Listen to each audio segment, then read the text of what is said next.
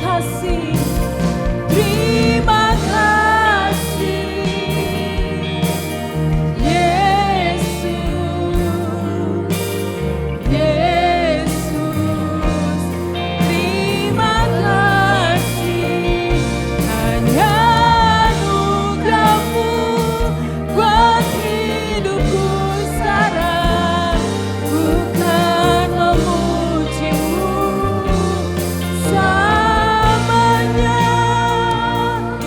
Pujikan dari hati kita.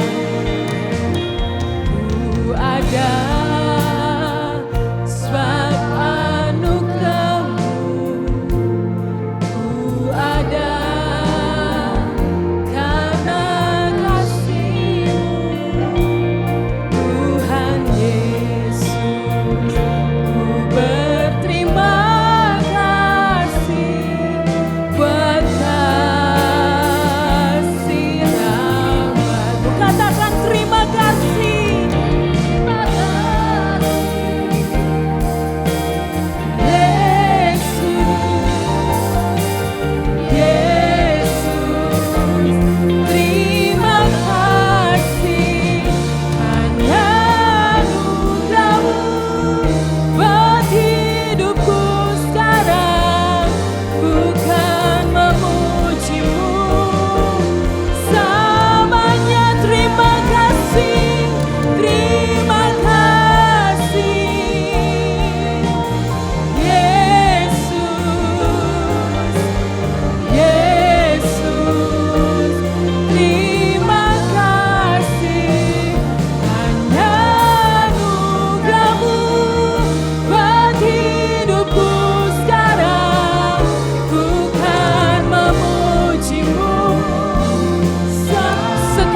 Katakan dari hatimu, terima kasih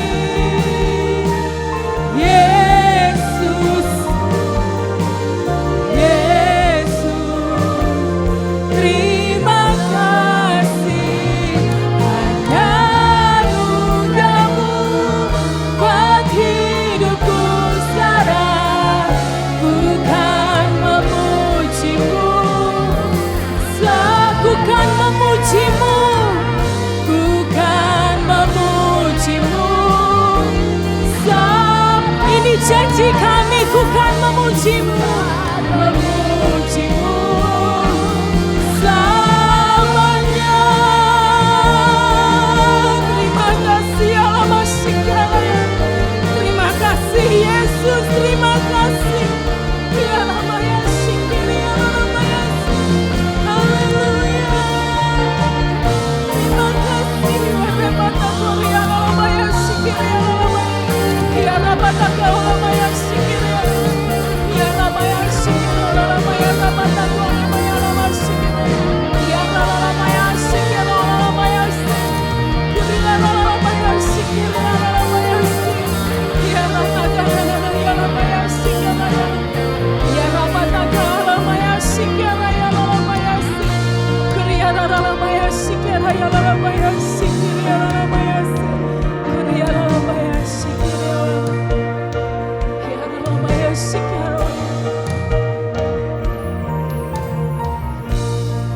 Terima kasih Tuhan, terima kasih Tuhan.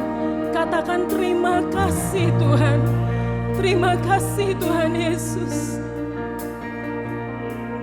Terima kasih Yesus, Yesus. Terima kasih hanya anugerah-Mu buat hidupku sekarang, ku kan memuji-Mu selamanya. Ku kan memuji-Mu, ku kan memuji-Mu selamanya. Haleluya, haleluya. Terima kasih Bapa, terima kasih buat setiap anugerah-Mu, buat setiap perlindungan, penyertaan-Mu, pertolongan-Mu dalam hidup kami. Terima kasih Bapa, kalau kami boleh ada di rumah-Mu untuk memuji dan memuliakan nama-Mu. Kiranya Engkau urapi setiap kami yang hadir pada pagi hari ini. Biarlah kami boleh memberikan yang terbaik kepada Tuhan. Biarlah kami boleh memuji dan menyembah Engkau, Raja di atas segala raja. Kiranya Engkau memberkati setiap para pelayan-Mu yang mengambil bagian untuk melayani Engkau pada pagi hari ini.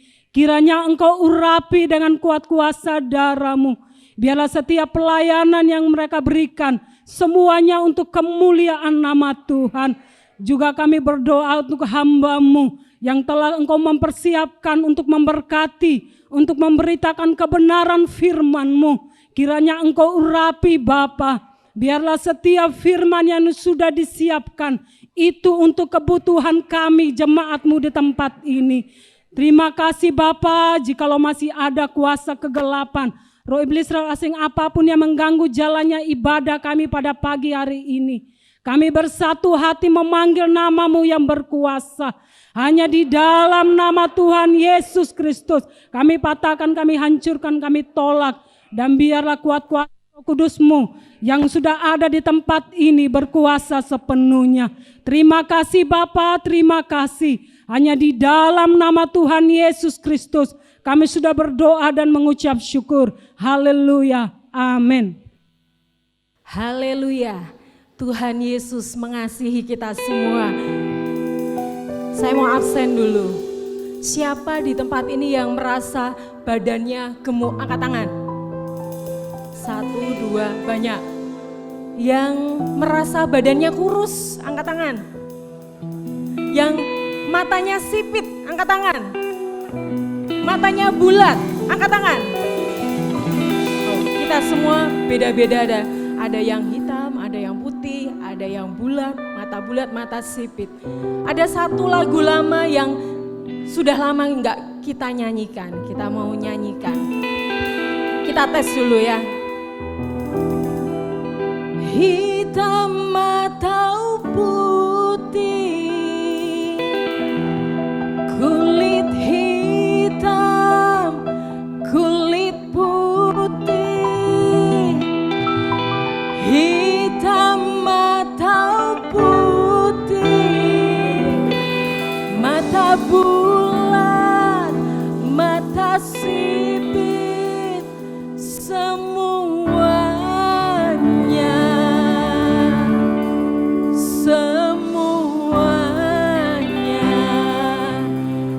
disayang. Disayang siapa?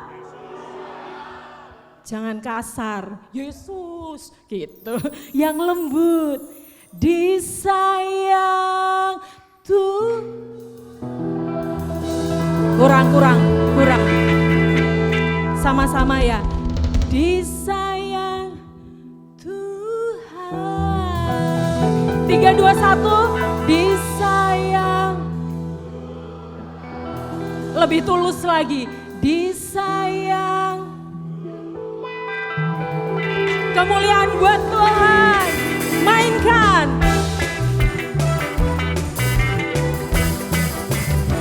Asik-asik, John.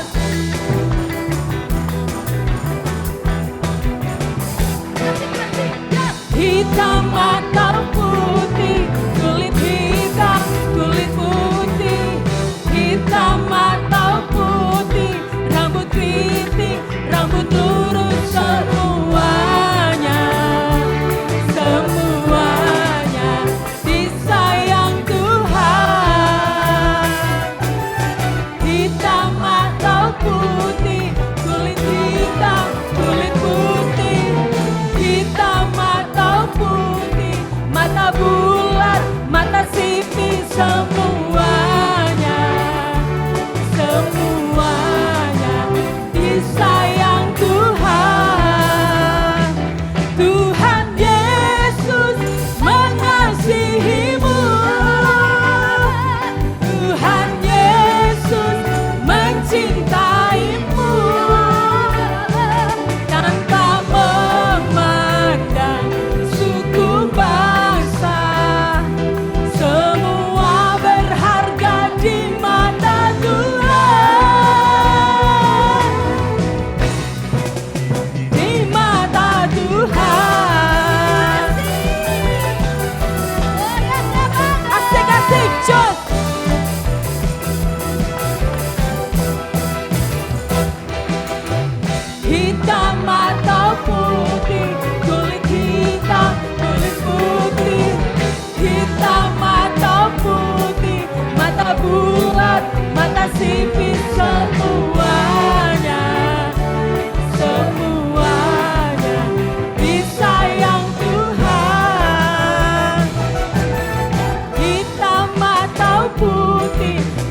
hitam, kulit putih, hitam atau putih, mata bulat, mata sipit, semuanya, semuanya disayang Tuhan.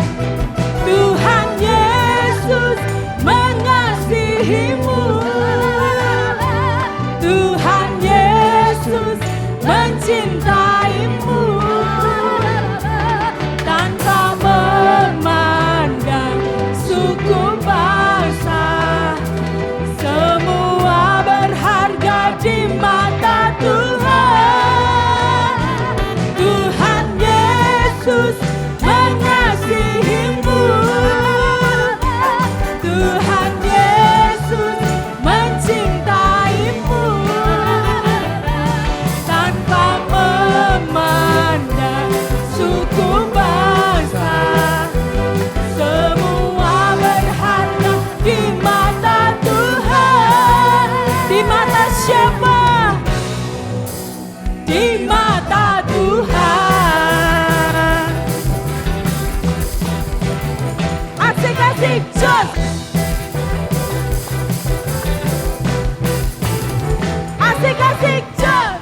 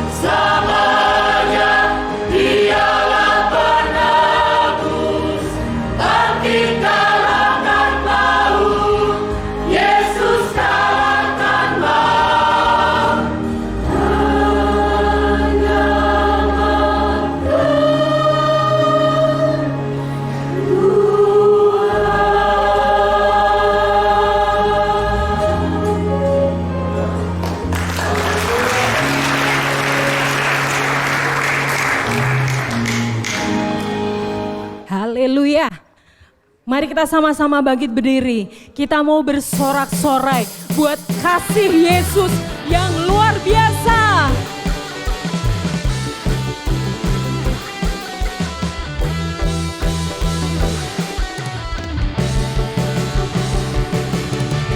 Terindahnya pelangi,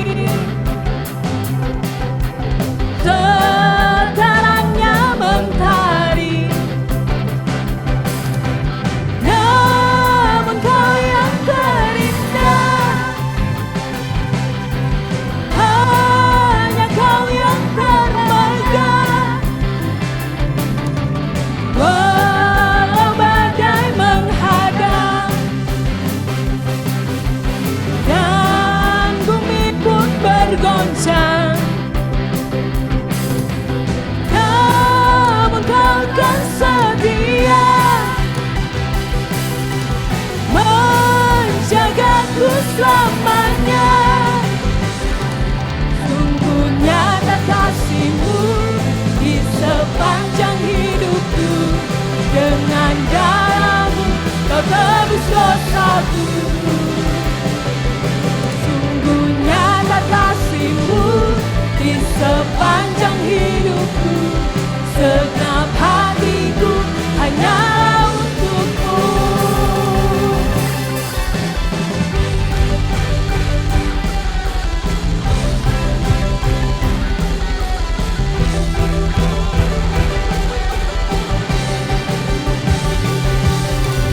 Walau badai menghadang dan bumi pun bergoncang, namun Kau kan setia menjagaku selamanya. Sungguh nyata kasih-Mu di sepanjang hidupku. Dengan darah-Mu Kau tebus dosaku. Sungguh nyata kasih-Mu di sepanjang hidupku. Dengan hatiku hanyalah untuk-Mu.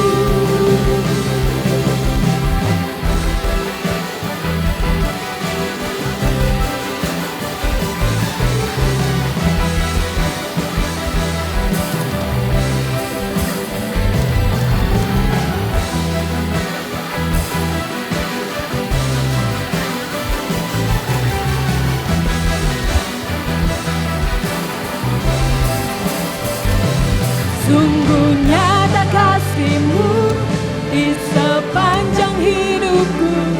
Dengan darah-Mu Kau tebus dosaku.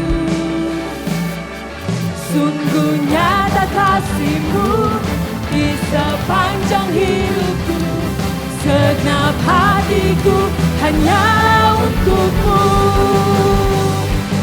Sungguh nyata kasih-Mu di sepanjang hidupku. Dengan darah-Mu Kau tebus dosaku. Sungguh nyata kasih-Mu di sepanjang hidupku. Segenap hatiku hanyalah untuk-Mu. Segenap hatiku hanyalah untuk-Mu. Segenap hatiku hanyalah untuk-Mu.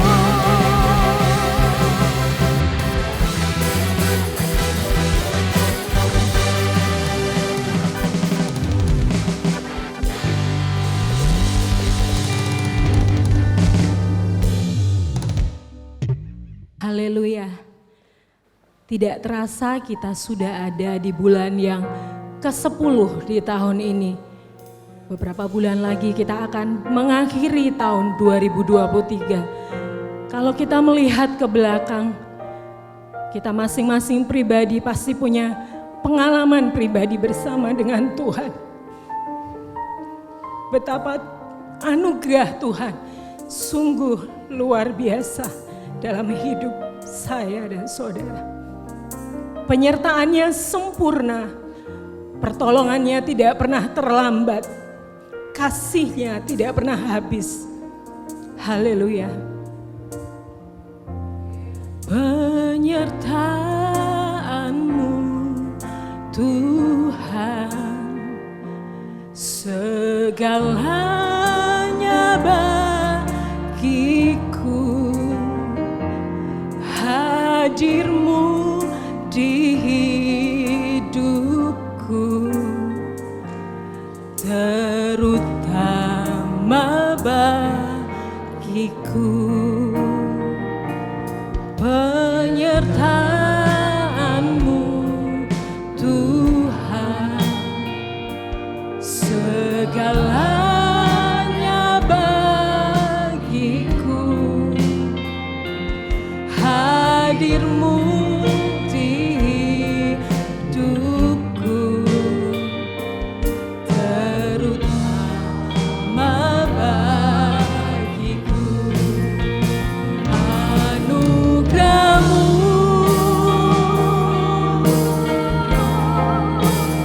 anugerah-Mu, semua karena anugerah-Mu, bukan karena kekuatanku. Anugerah-Mu,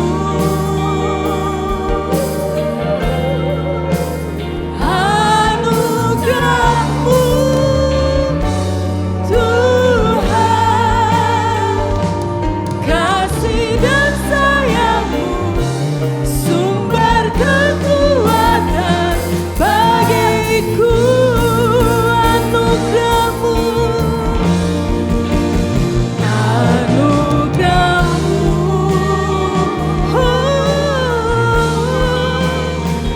anugerah-Mu, semua karena anugerah-Mu, bukan karena kekuatanku. Anugerah-Mu, anugerah-Mu Tuhan, kasih dan sayang-Mu, sumber kekuatan bagiku. Mari kita ulangi dari depan. Penyertaan-Mu Tuhan, segalanya bagiku. Hadir-Mu di hidupku, terutama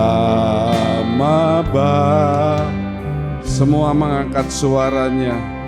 Penyertaan,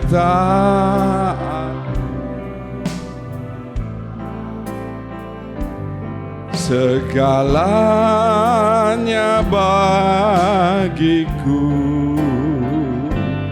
Hadir-Mu di hidupku, terutama kita mengangkat kedua tangan kita. Haleluya. Anugerah-Mu, anugerah-Mu, semua karena anugerah-Mu, bukan karena kekuatanku.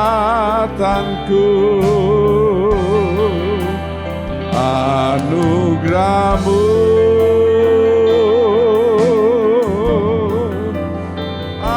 anugerah-Mu Tuhan, kasih dan sayang-Mu, sumber kekuatan bagiku. kasih Tuhan, kesetiaan Tuhan, sumber kekuatan dalam hidup kita. Yang yakin dia katakan haleluya. Terima kasih Tuhan, terima kasih. Sungguh Engkau Allah yang maha mulia. Kiranya persembahan pujian kami merupakan dupa yang berbau harum di hadapan Tuhan pada hari ini. Sebentar kami akan dengarkan sebagian kebenaran firman.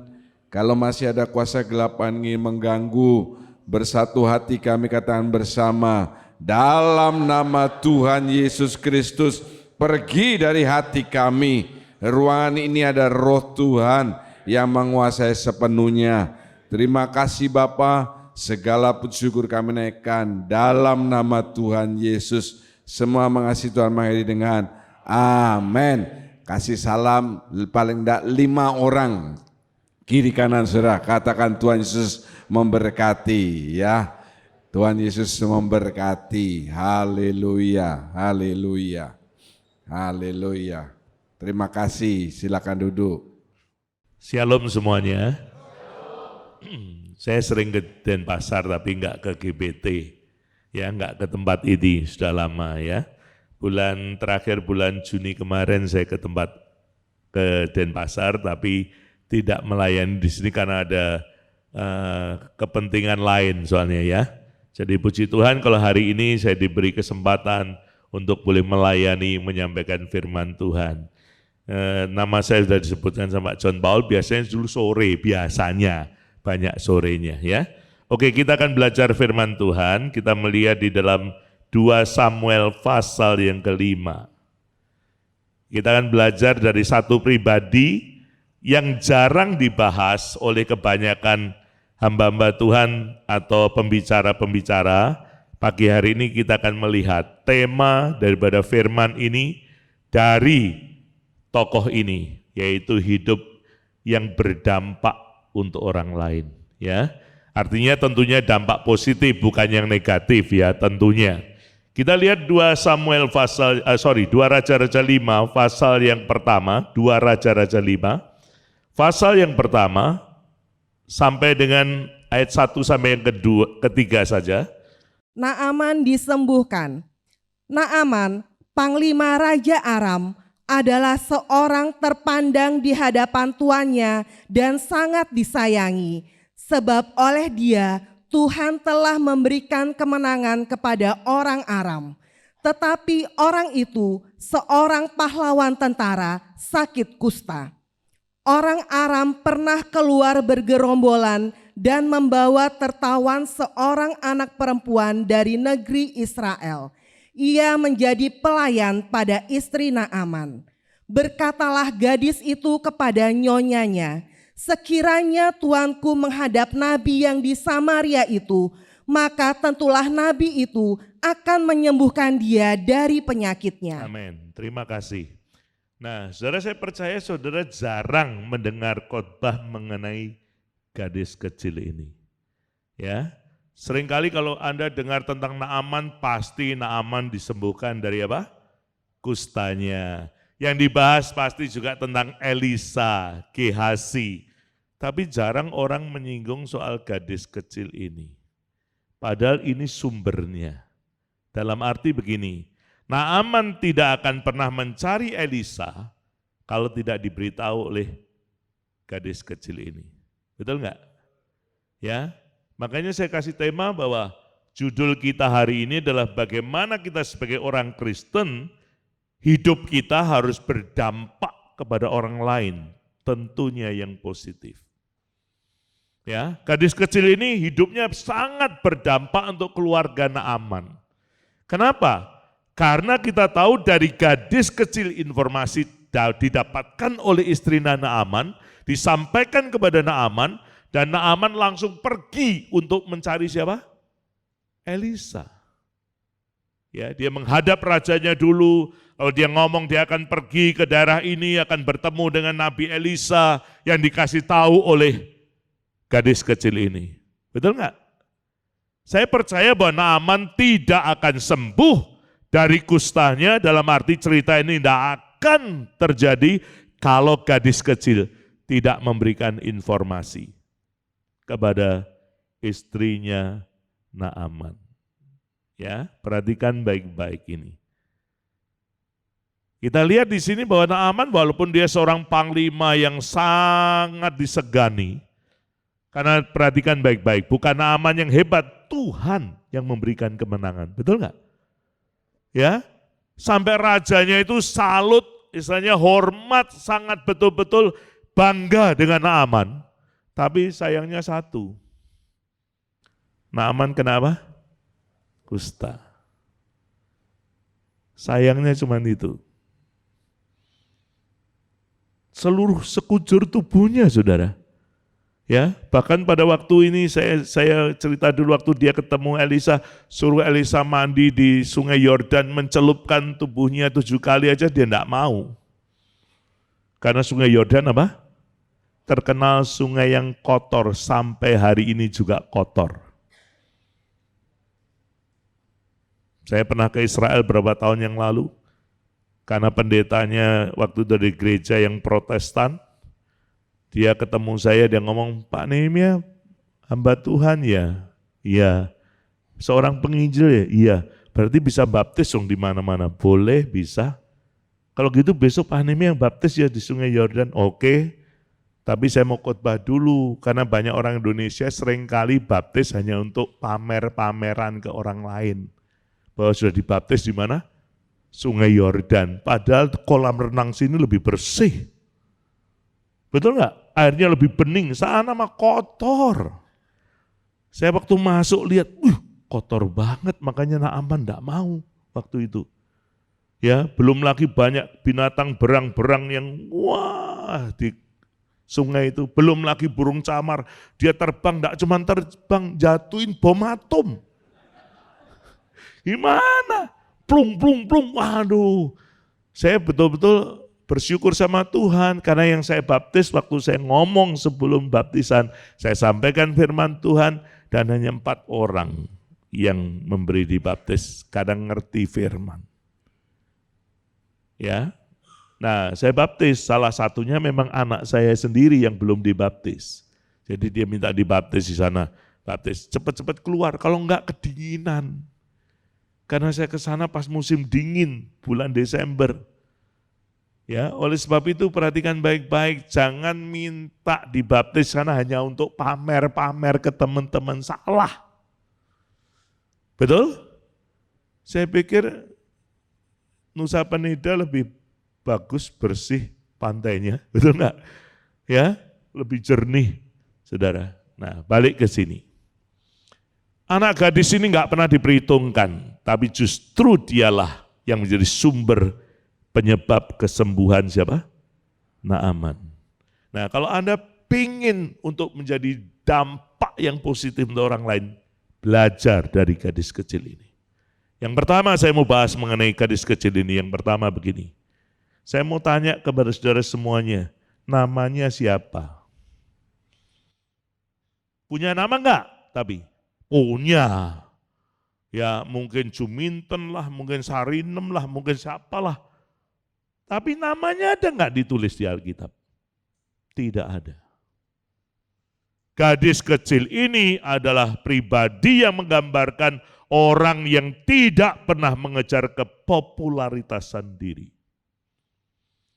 Kalau Anda ingin jadi berkat atau dampak yang baik, positif untuk orang lain, jangan pernah melakukan segala sesuatu untuk menolong orang lain hanya karena cari apa? Nama. Gadis kecil enggak pernah dia memperdulikan namanya baik disebut maupun tidak, dia enggak pernah komplain. Betul enggak? Dia enggak pernah, kok nama saya enggak disebut? Coba kalau di gereja biasanya, nyumbang paling besar, ini kan mau Natalan kan? Bulan Desember kan rencananya mau Natalan biasa di gereja. Nyumbang sekian juta atau sekian ratus ribu. Begitu namanya enggak dicantumkan, didatangi enggak? Bagian yang nulis itu, datangi, nama saya kok nggak ada. Betul? Banyak orang Kristen marah karena namanya nggak dicantumkan. Saya udah nyumbang loh, nama saya kok nggak ditulis. Nah ini gadis kecil ini kalau dimanapun ada Alkitab ini ada, namanya nggak pernah muncul. Dan nggak pernah apa? Nggak pernah komplain, nggak pernah marah. Nggak apa-apa. Yang penting bagi kita semua, nama kita tertulis dalam kitab kehidupan di surga. Amin. Berapa tahun yang lalu, saudara, ya, saya diajak teman saya ke Kupang. KKR 5 malam, dia enggak sanggup, dia ngomong, kamu ikut saya, nanti saya 3 malam, kamu 2 malam. Oke, saya berangkat. Singkat cerita saya berangkat, yang ngajak teman saya, yang diundang teman saya, tapi yang istilahnya saya datang ke sana, diajak teman saya. Bukan pendetanya yang ngundang, bukan. Sampai di bandara, dijemput. Yang jemput pendetanya sendiri pakai mobil pickup. Nah, maaf kata ya, waktu itu saya mau cerita dulu, badan saya enggak sekecil ini, gede lebihan. Ini udah turun 16 kilo saya. Ya, nah teman saya juga gitu, lebih gede lagi badannya dari saya. Nah, mobil pickup diisi orang 3. Saya ditaruh di tengah. Nah, saudara, saya pikir puji Tuhan, enggak apa-apa, asal ikut aja kemanapun dibawa. Ikut, saudara. Saya lihat di perempatan jalan, wih fotonya teman saya ini dipajang di situ karena dia yang KKR. Foto saya enggak ada, teman saya yang ada, saya enggak ada. Intip-intip aja enggak ada. Namanya dia dicantumkan di situ. Saya enggak ada, saya diam aja enggak apa-apa. Diajak makan. Saya kasih tahu saudara, enggak diajak bicara sepanjang jalan. Dia ngobrol sama teman saya dianggap angin lalu saja. Enggak apa-apa. Enggak masalah, Yesus saja pernah ditolak, masa saya enggak mau ditolak. Halo? Mau nyanyi kan, seperti Yesus. Nah, kalau seperti Yesus itu bayangannya yang mana? Jangan cuma yang enaknya tok, orang Jawa bilang. Jangan cuma yang enaknya saja yang Anda ambil. Yang enggak enaknya juga harus mau diambil. Amin? Amin? Nah, ini kalau mau jadi seperti Yesus, komplit saudara paketnya. Jangan cuma diambil yang enak-enak saja. Yang menderita pun, yang dianiaya pun, yang misalnya disesah, sampai mengalami kesengsaraan pun harus mau. Jangan cuma dimuliakan aja, betul? Kalau ikut Yesus begitu, kalau mau seperti Yesus. Nah, singkat cerita selesai, habis itu mau diajak langsung, Pak, sore ini ada pelayanan. Enggak ngomong sebelumnya, ada pelayanan di persekutuan Pak, besok baru KKR-nya. Maunya diajak langsung, jangan dong, kita ke hotel dulu, ganti-ganti baju dulu, bawa Alkitab dulu, masa kita begini, kaosan langsung ke tempat persekutuan, saya bilang gitu. Di perjalanan saya bilang sama teman saya begini, biasanya kalau starnya itu pemain utamanya itu keluarnya kan acara besarnya, ya toh. Ini acara kecil, saya aja lah, saya asistennya aja maju dulu, kamu besok aja yang KKR, oke. Di persekutuan saya disuruh untuk menyampaikan firman Tuhan, saya sharing firman Tuhan.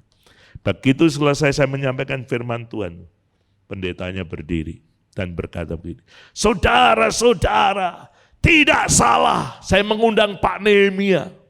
Saya senggol-senggolan, yang ngundang siapa?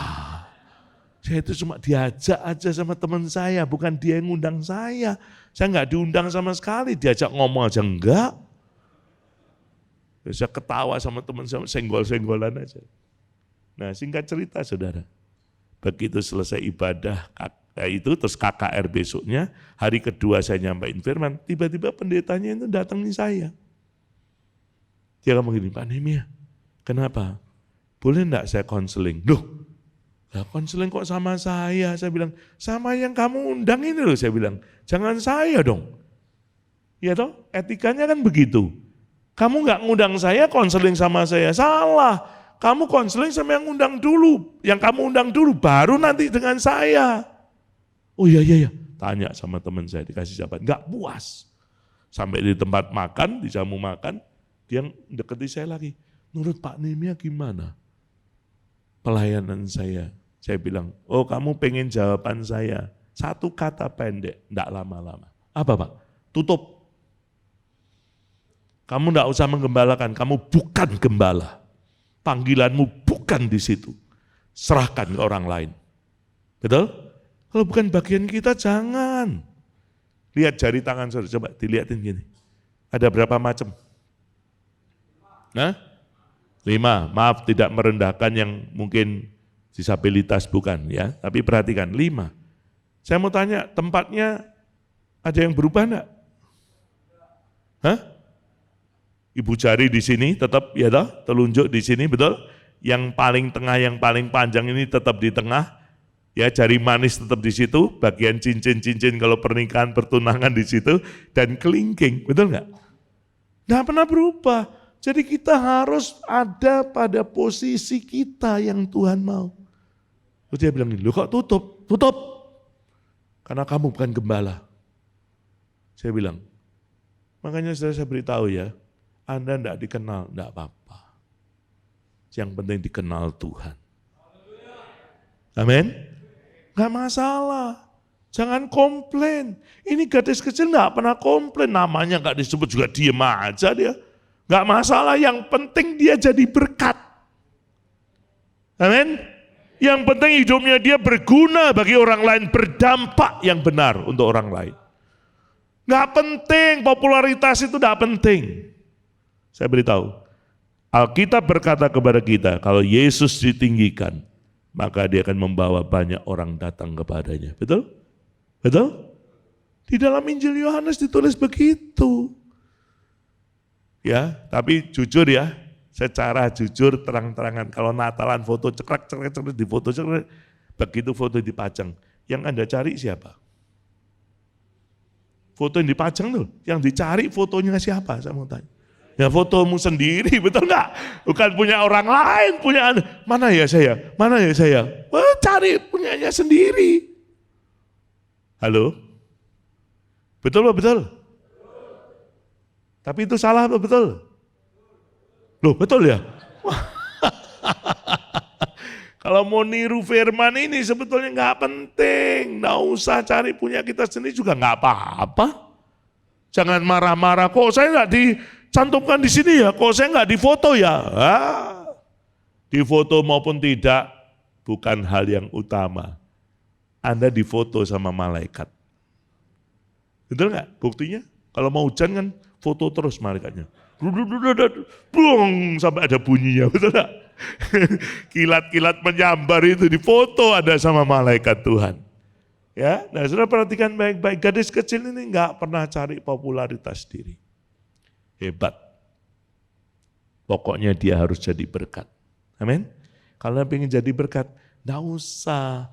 Tolong ya, nama saya dicantumkan. Tolong ya, saya difoto ya. Tolong ya, saya dipajang di mana-mana. Nggak perlu, nggak penting. Nggak penting. Bisa ngerti? Bisa ngerti? Anda tahu kisahnya di dalam Kejadian pasal 11? Tahu enggak? Waktu Nimrod membangun menara Babel yang sampai maunya ke ujung langit. Kenapa dihancurkan Tuhan? Salah satunya karena mereka berkata, marilah kita cari nama. Betul? Nggak percaya baca nanti Kejadian 11. Karena mereka cari nama, justru karena mereka cari nama, pengen terkenal, pengen populer, atau supaya dielu-elukan sama orang banyak. Menara Babel tidak pernah terbangun untuk selama-lamanya. Betul nggak? Mari kita bersama-samanya meninggikan nama Yesus. Hanya pribadi Yesus dalam hidup kita. Setuju? Oke, kalau setuju saya lanjutin ya. Poin berikutnya yang kedua. Ya, perhatikan baik-baik. Gadis kecil ini tidak pernah meminta imbalan. Coba perhatikan baik-baik. Gadis kecil itu hanya sampai pada ayat 3. Setelah itu tidak pernah disinggung lagi. Naaman pulang, tubuhnya apa? Sehat, betul nggak? Sembuh, tidak ada kusta lagi. Dirayakan? Gadis kecilnya datang kepada Naaman dan berkata, Tuhan, fee dong, tips dong. Minta imbalan? Enggak.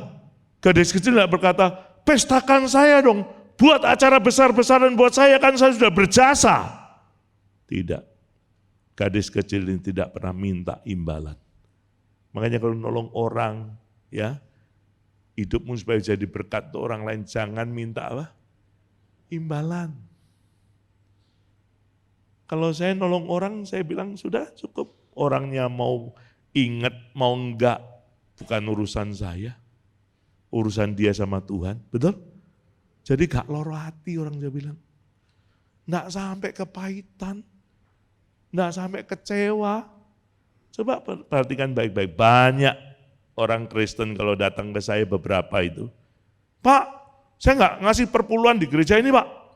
Kenapa? Nanti perpuluhannya dibuat beli mobil, perpuluhannya buat beli ini, beli ini, beli ini, beli ini.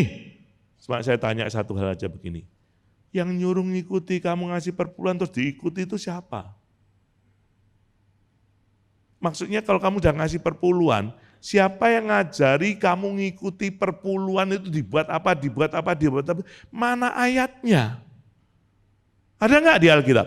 Nggak ada. Itu ngajar kita cuma satu, taat memberi, udah titik. Kalau ngasih ke Tuhan, kasih udah titik. Nggak usah tuh, nanti dibuat apa ya uangnya?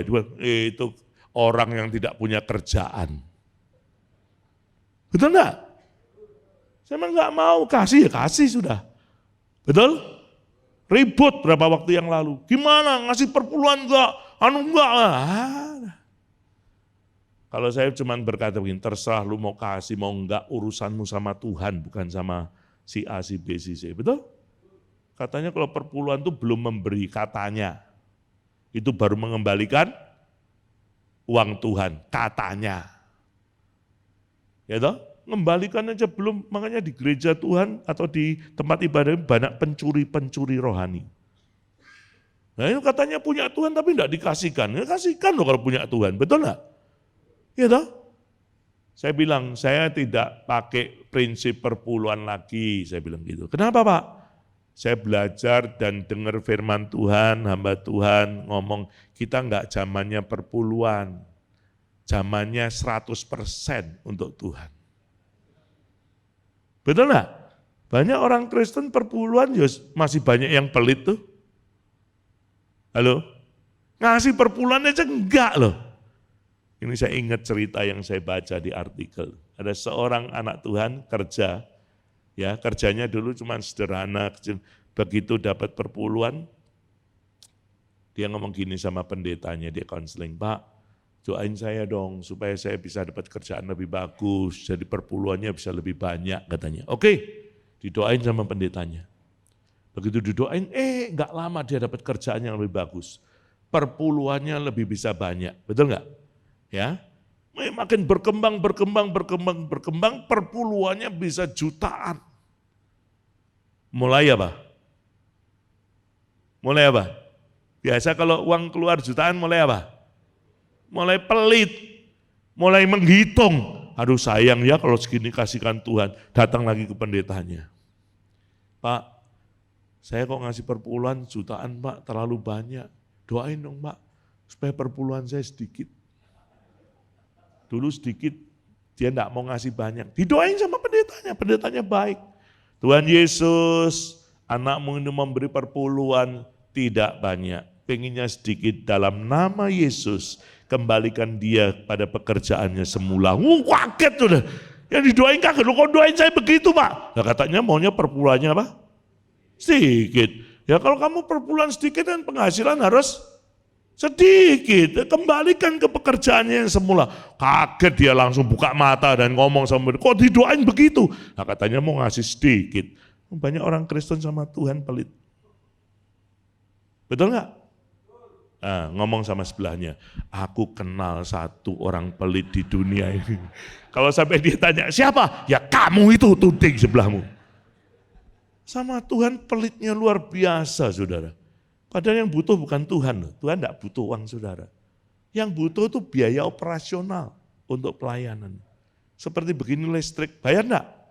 Bayar, kalau Anda tidak bayar selama sebulan diputus ini listrik ini. Jadi kita ibadah gelap-gelapan, enggak? Ya, enggak bisa nari-nari seperti pemimpin pujian tadi. Wah, bisa sukacita. Enggak ada lampunya, gelap semua. Makanya saudara perhatikan yang butuh bukan Tuhan. Tuhan tidak pernah bangkrut. Amin. Yang butuh itu pekerjaannya. Yang butuh itu biaya operasional untuk ibadah. Dan juga manusianya juga butuh yang melayani. Betul nggak? Jadi bukan Tuhan. Tuhan prinsipnya cuma memberi. Lu mau berterima kasih, syukur. Lu enggak berterima kasih apa? Syukur. Nanti pengadilan yang apa? Yang memutuskan. Pengadilan mana? Bukan pengadilan negeri. Bukan pengadilan tinggi, bukan. Di hadapan Tuhan semuanya akan diadili. Amin. Ingat loh ya, pengadilan Tuhan enggak ada istilah suap. Tuhan enggak mau disuapin. Tuhan bisa makan sendiri, enggak mau disuapin. Ya, bisa ngerti maksud saya? Ya, jadi perempuan ini atau anak gadis kecil ini tidak pernah minta imbalan apa-apa. Nolong orang yang nolong. Ikhlas orang bilang. Dia tulus. Dia memberi informasi kepada tuannya tidak mengharapkan apa-apa. Banyak orang seringkali menolong dengan imbalan banyak. Nanti kalau kamu udah berhasil, jangan lupa saya ya. Kan gitu kan? Tujuannya apa? Yaitu minta imbalan. Saya kalau nolongi orang cukup nolong, titik. Itu bagian saya. Soal lu mau balas, kamu tidak mau ingat saya, lu mau balas budi atau tidak, bukan urusan dengan saya. Urusan dengan siapa? Tuhan. Makanya saya tidak mau kepahitan, tidak mau kecewa. Nolong orang yang nolong. Ya, lulus sarjana selesai, tidak ingat, tidak apa-apa. Yang enggak senang malah orang-orang lain, bukan saya. Yang enggak ikut andil apa-apa, kadang-kadang yang marah. Kok enggak ingat Bapak gini? Enggak apa-apa. Saya disuruh Tuhan cuma untuk nolong. Bukan untuk minta apa? Balasan atau imbalan. Ingat baik-baik firman ini. Ya, perhatikan baik-baik. Tuhan pernah berkata, bukan yang masuk yang menajiskan, tapi yang apa? Yang keluar. Artinya apa? Respon, reaksi saudara. Itu yang dinilai Tuhan. Enggak perlu marah. Pak, orangnya enggak pernah ke rumah lagi. Enggak. Kok bisa ya? Dulu kan minta Bapak. Biarin. Itu urusannya dia sama Tuhan, bukan sama saya.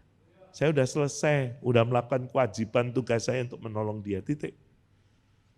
Banyak saudara. Kalau mau diingat-ingat, loro hati orang saya bilang. Enggak penting. Makanya anak gadis kecil ini, walaupun pulang Naaman dengan sukacita, tubuhnya apa? Bebas dari kusta, sembuh. Dia tidak nagih, dia tidak minta imbalan sama Tuhannya. Kalau Anda mau nolong orang, tidak usah minta imbalan. Tulus, ikhlas. Setuju? Nah, kalau setuju tak terusin, kalau tidak setuju saya berhenti, saya ulangi lagi. Ya, oke. Poin yang ketiga. Gadis kecil ini, perhatikan baik-baik. Gadis kecil ini orang mana?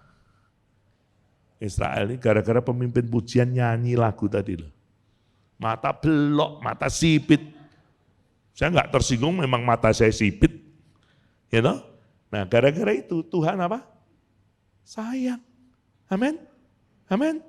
Yesus cinta segala bangsa. Karena ada lagunya, jangan cuma nyanyi.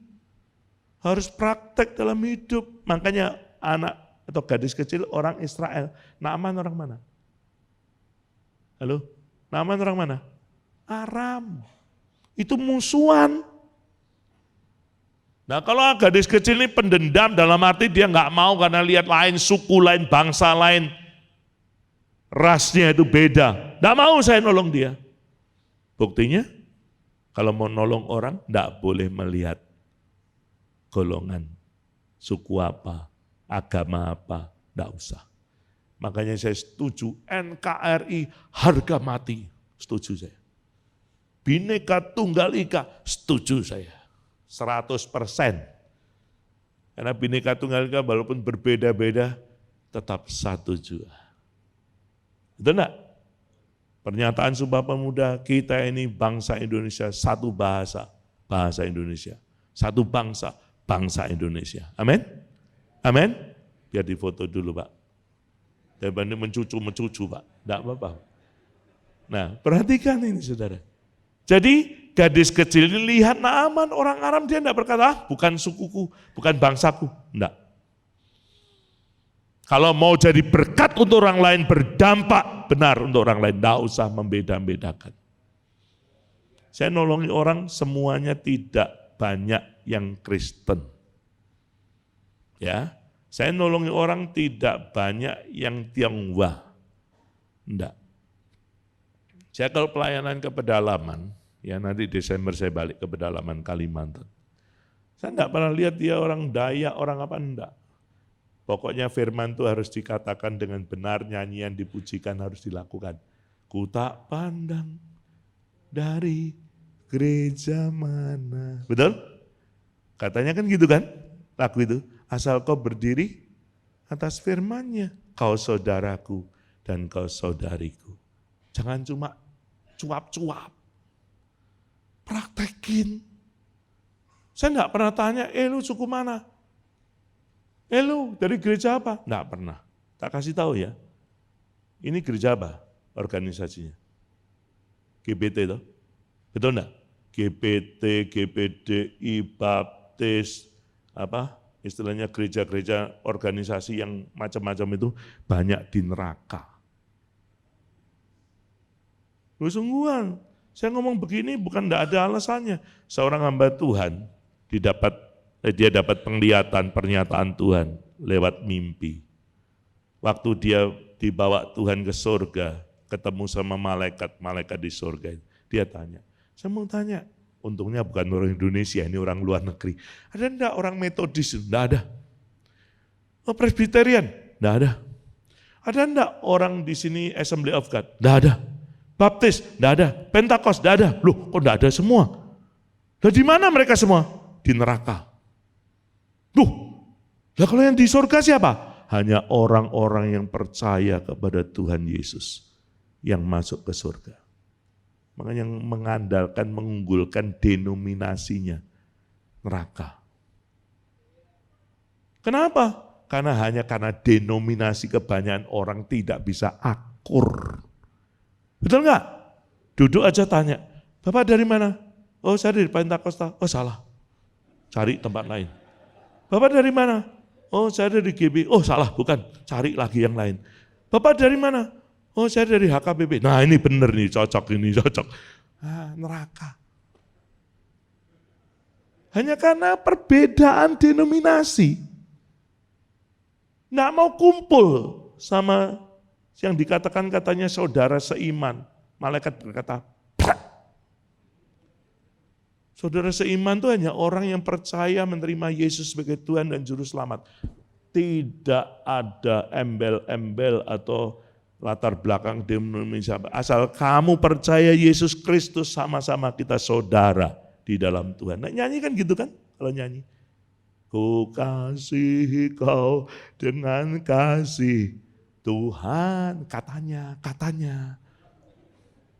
Ku kasihi kau dengan kasih Tuhan, katanya. Betul nggak? Kulihat di wajahmu, katanya. Apa? Kemuliaan Raja, katanya. Katanya siapa? Masa katanya trio kwek-kwek?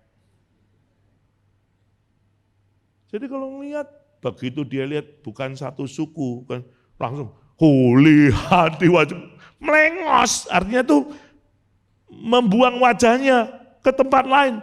Saya ada apa? Katanya ada kemuliaan Raja. Walaupun hitam, katanya tadi ya, Mbak ya, rambut keriting, rambut lurus. Semuanya Tuhan sayang. Lah Anda siapa? Kalau anaknya Tuhan Yesus ya sayang dong. Halo? Saya mau tanya dulu, anaknya Tuhan Yesus? Anda anaknya Tuhan Yesus? Halo? Banyak yang ngaku-ngaku. Ngaku anaknya Tuhan Yesus, tapi enggak sayang. Lain suku, wah sorry ya. Lain agama, oh sorry ya. Saya beritahu, Yesus itu enggak pernah membeda-bedakan. Makanya itu lagunya Farel itu bagus. koyong ini kok dibanding-banding. Itu betul itu. Nggak usah. Asal kau berdiri atas firman-Nya, atas istilahnya kebangsaan yang istilahnya dilahirkan di Indonesia, apapun sukunya, tetap kita satu. Amin. Saya dimanapun kalau namanya orang, saya tetap bergaul, kecuali satu. Orang hutan, saya enggak mau. Ya, dimanapun saya, di negara lain pun ketemu dengan orang-orang dengan bangsa yang berbeda. Asal kau manusia, asal kau terlebih berdiri atas firman-Nya, kamu saudaraku dan saudariku. Tidak pernah menjauh saya. Amin. Makanya sampai teman saya itu ngarang satu buku nulis maksudnya. Judulnya itu, wah kalau di dalamnya saya pelajari itu cukup menggelitik. Dia berkata begini, kita lebih baik atau seringkali melihat Yesus duduk bersama dengan Yudas Iskariot yang mengkhianati dia, daripada seringkali duduk lihat pendeta sesama pendeta. Kenapa? Kalau pendeta sama pendeta itu jong. Kebanyakan. Tahu jong ya? Berkelahi itu loh. Berselisih, jelek-jelekin si A, si B, si C. Apa itu? Gerejanya dia, pendetanya mau gini. Ngapain? Kalau mau jadi berkat, tidak usah membeda-bedakan begitu. Amin? Amin? Saya setahun 2 kali menolong janda-janda miskin yang betul-betul janda. Banyak sekarang orang bukan janda, menjandakan diri banyak. Ya toh? Ini yang betul-betul janda. Yang di dalam surat Timotius ditulis bahwa usianya begini-begini yang tidak produktif. Saya enggak mau. Nolong janda yang masih produktif buat apa? Yang masih muda kayak Ayu Ting Ting, kayak yang lain-lain, enggak. Enggak lah. Dia masih bisa kok, bekerja masih bisa. Yang betul-betul enggak mampu, dibuang kadang sama anaknya, dibuang kadang sama cucunya. Nah, saya bilang sama teman-teman, ayo kita bantu mereka, kita kasih supaya mereka bisa meringankan bebannya. Betul? Enggak usah tanya orang apa, agama apa, enggak penting. Pokoknya yang penting kita tolong orang itu. Amin? Desember nanti saya lakukan itu lagi. Nolong mereka setahun 2 kali. Saya pakai istilah sembako murah, bukan gratis. Karena banyak orang sering gratis tidak menghargai. Ya toh? Kadang dijual lagi. Enggak, saya sembako murah. Berapapun Anda punya untuk menggantikan satu paket yang harganya 100.000 lebih. Mungkin orang berkata, Pak, sorry Pak, Bu, sorry, saya hanya bisa kasih uang 1.000. Enggak apa-apa, justru itu sasaran utama kita. Ya, apalagi kalau kita datang dia berkata, Pak, sorry Pak, Bu, kita enggak bisa bayar apa-apa. Justru itu target utama kita. Jadi enggak mampu itu kita mau tolong. Amin? Enggak usah tanya agamanya apa, sukunya apa, kelamaan. Tolongi dia. Nah, kemarin bulan Juni yang lalu kami ngadakan ini. Bersyukur kami bisa dapetin sekitar 100 keluarga, kepala keluarga. Wah, puji Tuhan. Nah, 100 kepala keluarga kalau sebungkus atau sepaket itu 100.000 lebih, kira-kira berapa? 10 juta atau lebih kurang, betul nggak? Betul nggak? Siapa yang ngadakan? Yang memberi berkatnya siapa? Jehovah Jireh. Siapa itu? Tuhan yang menolong. Selama kami sembako hampir 22 tahun, bukan setahun 2 tahun, 22 tahun kami lakukan. Tidak pernah berkekurangan sebab Dia selalu memberkati. Itu Natal. Itu makna Natal yang sesungguhnya sebenarnya. Makna Natal bukan seperti yang biasa dilakukan banyak gereja. Pesta, makan, itu akan menggendutkan perut aja, betul enggak? Kata Tuhan kalau mau tolong ngasih ke Tuhan, saya mau tanya, kalau Natalan siapa yang ulang tahun? Tuhan Yesus, betul enggak? Kalau Anda ulang tahun, Anda yang dapat kado atau bukan? Dapat kado bukan? Iya toh? Anda dapat kado. Saya mau tanya, Yesus ulang tahun, Anda kasih kado apa? Halo? Pura-pura enggak denger ya, saya ulangi. Kalau Yesus Natal dinyatakan ulang tahunnya Yesus, Yesus dapat kado apa? Kok enggak bisa jawab? Kok diem aja? Karena merasa begini, enggak tahu ya Pak gimana caranya memberi. Bohong. Malaikat berkata, pura-pura enggak tahu. Padahal ditulis di Alkitab. Perhatikan baik-baik ya, kalau Anda baca Matius 25 ayat 40, itu Natal. Yesus berkata, kalau kamu memperhatikan orang yang paling hina di dunia ini, satu aja. Yesus berkata, kamu sudah melakukannya untuk aku. Itu firman-Nya, jangan pura-pura nggak tahu. Itu kebenarannya. Betul nggak? Tapi seringkali justru Natal dibuat untuk masa berhura-hura kebanyakan. Harus baju baru, sepatu baru, rambut model baru. Kenapa kok enggak berkata istri baru, suami baru, takut dosa Pak? Sama aja itu juga dosa. Saya mau tanya, ada bedanya enggak dosa kecil sama dosa besar? Hah? Enggak ada. Anda coba masukin batu kecil sama batu besar ke kolam atau ke akuarium. Tenggelam juga dua-duanya, sama aja. Bisa ngerti maksud saya? Bisa nangkep? Anak gadis kecil enggak pernah lihat Naaman orang Aram. Jadi kalau Anda pengen nolong orang, tidak usah membeda-bedakan, tidak usah tanya agamanya apa, sukunya apa, tingkat sosialnya gimana, enggak usah. Pinter apa enggak usah. Kalau mau tolong, tolong orang itu. Amin? Amin? Enggak usah tanya macam-macam, kelamaan. Saudara, makanya kalau sudah memberi, sudah titik, stop, tidak usah diikuti. Seperti yang saya katakan tadi. Apa, uangnya dibuat gini? Tidak usah ngurusin, itu urusannya dia sama Tuhan. Amin? Amin? Yang penting Anda taat untuk menolong. Ada taat untuk memberi, itu prinsipnya. Makanya anak gadis kecil ini, saya bilang luar biasa, saya ngomong sama Tuhan, hebat. Dia tidak pandang, Naaman orang Aram tidak pandang. Dia orang Israel, musuhan. Dia aja ditawan kok, betul nggak? Betul nggak? Dia itu ditawan. Kerja jadi ART, tahu nggak ART? Jangan bilang babu atau pembantu, udah kasar itu. Asisten rumah tangga. Keren kan? ART. Kamu kerjanya apa? ART. Hebat dong. Ya. Dulu kan dikatain nggak enak, babu lah, kacung lah, gedibal lah, orang Jawa bilang, mas. Sekarang ART. Asisten rumah tangga.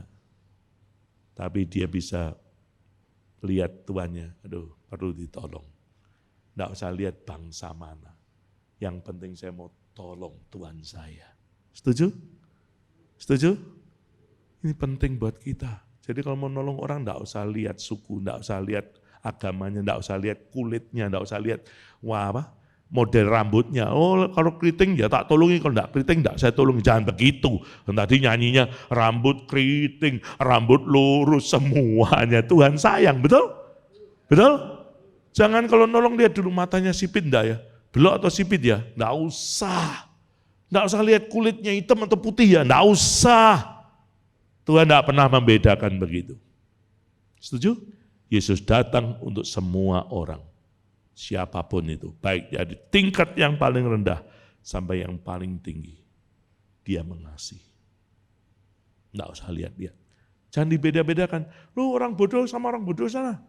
Nah kalau orang bodoh sama orang bodoh terus jadi apa? Hah? Terus kamu kan enggak punya apa-apa, miskin. Sana, sama nikah sama orang yang sama-sama miskinnya. Nah, terus gimana? Gitu loh. Ya enggak apa-apa toh, dia menikah sama orang yang berada, yang diberkati Tuhan kan, istilahnya kan mengangkat derajat keluarganya kan, bagus kan. Saya begitu, saya bilang, makanya kalau di TV ada tayangan misalnya, anaknya tukang becak bisa sampai sekolah S3, saya pernah lihat di acaranya hitam putih. Dikuliahkan sama pemerintah di mana? di London, S3. Saya berkata, puji Tuhan, aku ya pengen deh. Anaknya siapapun enggak pernah minta misalnya anak tukang becak, supaya besok anaknya jadi apa? Tukang becak. Enggak mungkin, pengennya supaya anaknya itu jadi.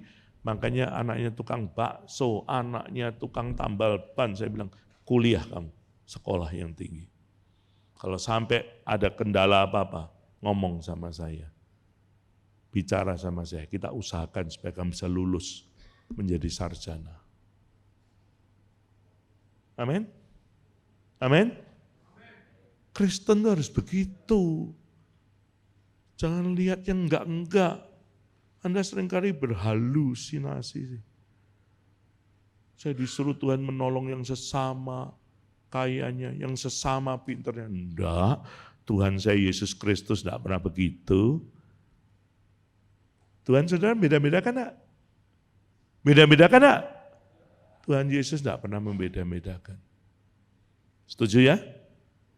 Setuju ya? Nah, setuju, saya lanjut. Poin yang keempat, yang terakhir. Nah, seneng ini. Wah, terakhir. Tapi khotbah saya belum berakhir, saudara. Ya, poin yang keempat. Siapa gadis kecil ini? ART. Ini secara psikologi ya saya bicara. Saya bukan ahli psikologi, tapi kita belajar sedikit.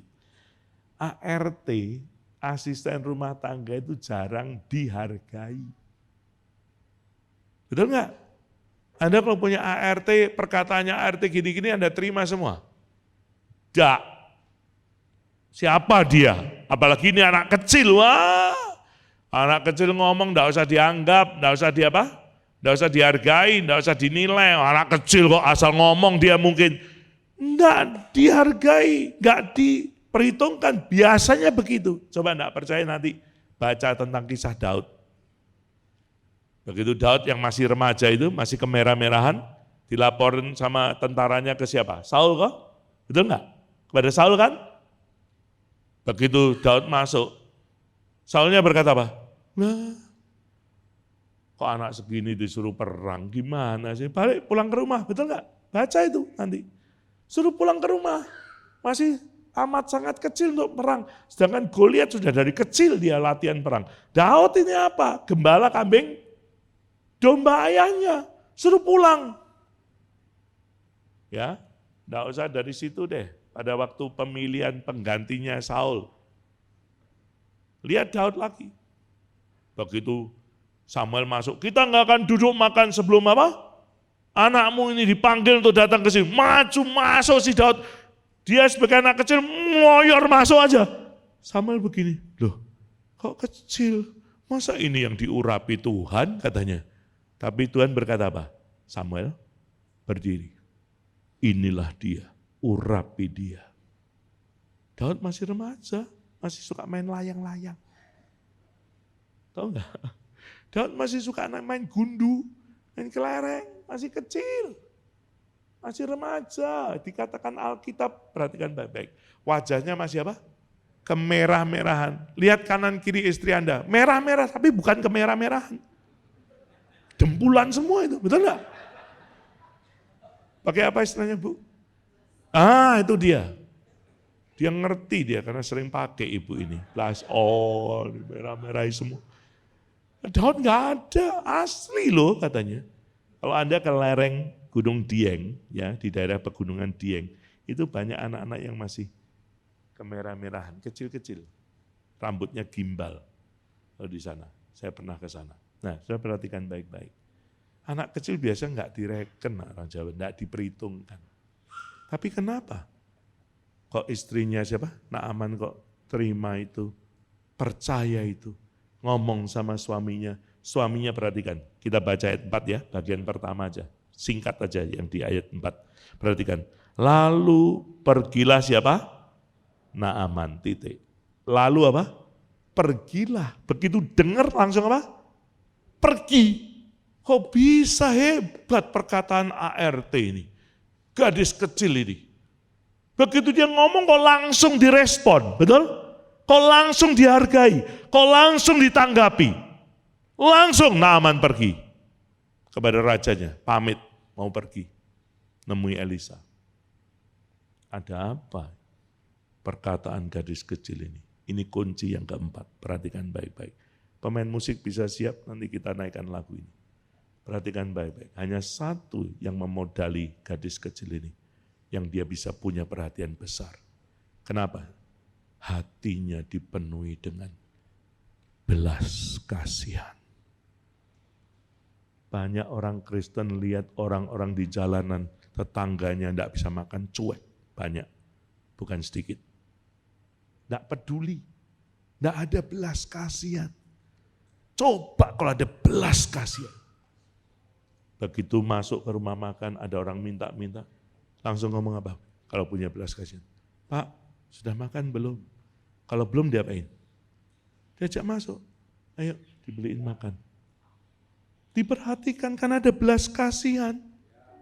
Betul nggak? Yesus melihat orang banyak dikatakan hatinya jatuh dengan belas kasihan. Di mana itu ayatnya? Jangan bilang Lukas, tak pukul saudara. Lupa, dulu enggak ingat sekarang lupa. Coba perhatikan Matius pasal yang ke-9. Ya, jangan terus pura-pura, oh ya Lukas. Wah, keras salah pisan. Ya. Perhatikan Matius. Kita perhatikan di dalam Injil Matius pasal yang ke-9. Ya, ini ayatnya bagus sekali ini. Matius 9 ayat yang ke-36. Tolong yang bacakan ya. Matius 9 ayat yang ke-36 ya. Melihat orang banyak itu, tergeraklah hati Yesus oleh belas kasihan kepada mereka, karena mereka lelah dan terlantar seperti domba yang tidak bergembala. Amin. Hati Yesus penuh dengan apa? Belas kasihan. Kalau saudara anaknya Tuhan Yesus harus penuh belas kasihan sama orang lain. Jangan tidak peduli. Halo, saya kalau masuk ke toilet di mall gitu ya, kan ada yang bersih-bersih. Tahu enggak? Ya, biasa orang kan ngeloyor, keluar masuk. Saya enggak. Begitu saya masuk, saya ngomong, Mas, terima kasih loh ya, sudah dibersihkan. Kadang ada berkat, kasih berkat untuk dia.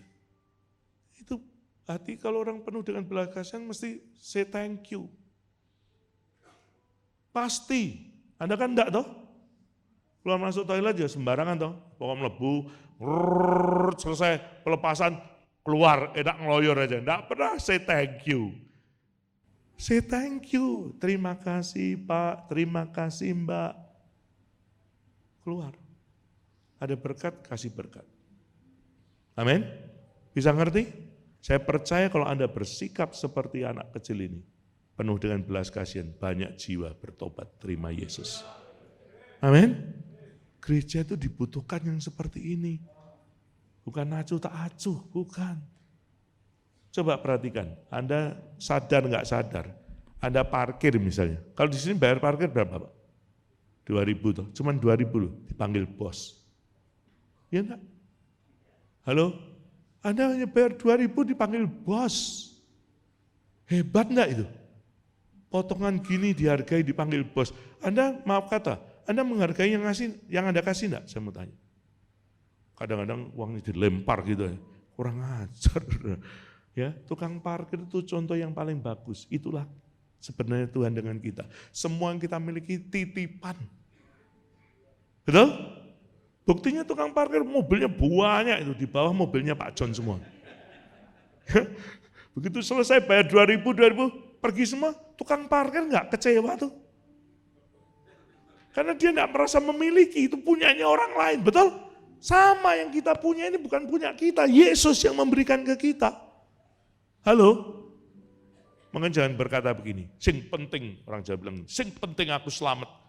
Siapa yang bilang, kalau Anda tidak memperhatikan orang lain, tidak peduli, belum tentu Anda selamat. Harus dipenuhi dengan hati yang penuh dengan belas kasihan. Mau? Mau? Yang mau bangkit berdiri, enggak mau enggak usah. Yang mau aja bangkit berdiri. Kita naikkan pujian ini. Berikanku hati seperti hatimu yang penuh dengan belas kasihan. Berikanku mata Berikan ku mata seperti matamu, memandang tuaian di sekelilingku. Berikan ku tanganmu untuk melakukan tugasku. Berikan ku kakimu melangkah dalam rencanamu. Berikan ku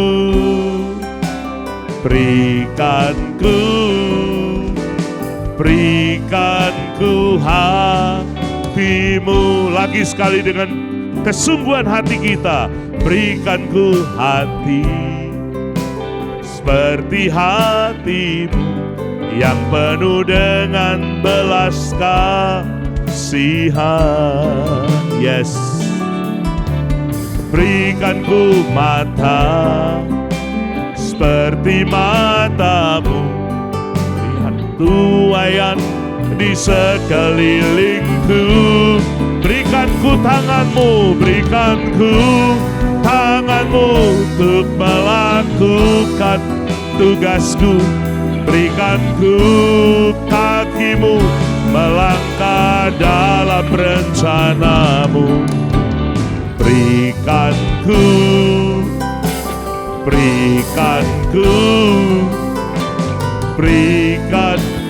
hatimu. Biar ini permohonan kita kepada Tuhan Yesus, supaya hati kita dipenuhi dengan belas kasihan, sama seperti Dia.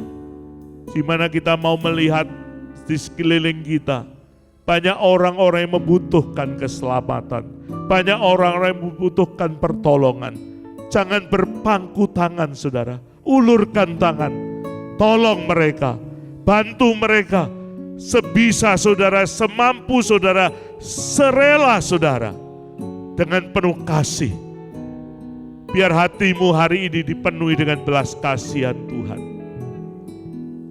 Minta kepada Tuhan supaya hatimu dipenuhi dengan belas kasihan. Naikkan pujian sekali lagi dengan penuh kesungguhan. Saya minta Pak John untuk maju ke depan, kita berdoa untuk kita. Berikan ku hati seperti hatimu,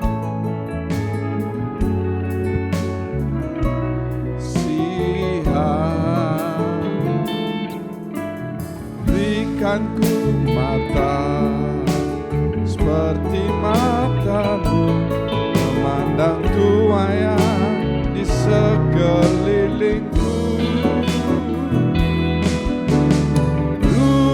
Hatimu untuk melakukan tugasmu.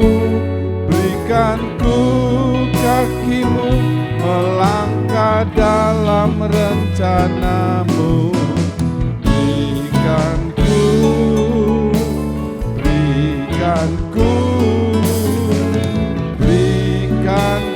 hatimu. Ada nasihat Tuhan yang luar biasa dalam hidup kami hari ini, supaya kami tidak hidup untuk diri kami sendiri, tetapi berdampak bagi yang lain. Terima kasih Tuhan. Terima kasih untuk firman yang sudah kami dengar. Kami percaya setiap orang yang mendengar dan melakukan, maka firman itu akan menjadi rema dalam kehidupan kami, dan baru diri kami bisa disebut berdampak bagi orang lain. Terima kasih, memberkati hamba-Mu dalam keluarganya, pelayanannya, kemanapun dia pergi. Nama Tuhan ditinggikan dan dimuliakan. Tanamkan firman ini dalam hati kami, dan biarlah kami boleh melakukan yang sudah kami dengar. Segala puji syukur kami naikkan dalam nama Tuhan Yesus. Semua mengasihi Tuhan mengakhiri dengan amin. Kami menengadahkan kedua tangan, mengangkat wajah, mengatakan amin untuk setiap pernyataan firman Tuhan yang kami yakini kebenarannya. Kami percaya pada saat ini tingkap-tingkap surga sedang terbuka, dan Kau memandang kami dengan wajah kasih-Mu untuk mencurahkan berkat-berkat yang kami butuhkan dalam kehidupan ini. Terima kasih Bapak memberkati persembahan yang sudah diberikan. Setiap pelayan kemah suci hari ini, Tuhan menambahkan anugerah dalam kehidupan mereka. Yang sudah memikirkan rumah Tuhan, memberikan monitor televisi, Tuhan juga memberkati. Setiap tangan memberikan persembahan kudus sebagai tanda ketaatan saudara terhadap perkara yang paling sederhana.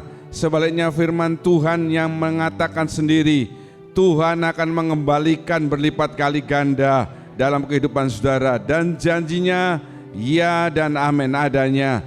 Kami percaya setiap yang melihat tayangan ini maupun yang ada di ruangan ini, yang ada dalam kelemahan tubuh, pulang dari tempat ini, selesai mendengarkan siaran ini, engkau mendapatkan kekuatan kesehatan baru dari Tuhan. Yang dalam masalah, Tuhan lebih besar dari segala masalahmu. Terima kasih Bapa. Pada akhirnya saudara-saudara yang kekasih, Tuhan memberkati engkau, Tuhan melindungi engkau, Tuhan menyinari engkau dengan wajah-Nya, Tuhan memberi engkau kasih karunia, Tuhan sedang menghadapkan wajah kepadamu untuk mencurahkan damai sejahtera. Segala puji dan syukur kami naikkan dalam namanya Tuhan Yesus Kristus. Kami berdoa dan mengucap syukur. Haleluya.